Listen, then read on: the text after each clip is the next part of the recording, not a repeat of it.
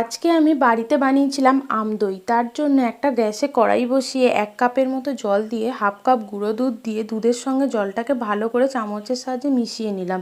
তারপরে দুধটা একটু ফুটে এলে হাফ কাপের থেকে একটু কম চিনি দিয়ে দুধটাকে ভালো করে ফুটতে দিয়ে দিলাম। সেই সময়ে একটা মিক্সি জারে আটি বাদে একটা গোটা পাকা আম নিয়ে তাতে হাফ কাপ দই দিয়ে ভালো করে মিক্সিতে ব্লেন্ড করে নিলাম। দুধটা তারপর একটু ভালো মতো ফুটে এলে একটু ঘন হয়ে এলে আমার মিক্সিতে পেস্ট করা দইয়ের মিশ্রণটা আমি ওই দুধের উপর আস্তে আস্তে ঢেলে দিলাম। তারপর চামচের সাহায্যে ওই দুধের সঙ্গে আম আর দইয়ের পেস্টটা ভালো করে মিশিয়ে নিলাম। দুধটা যখন একটুখানি আম দইয়ের সঙ্গে ভালো করে মিশে একটু ঘন হয়ে এলো, তারপর আমি একটা মাটির হাঁড়িতে এভাবে আমি পুরো ভর্তি করে ঢেলে নিলাম।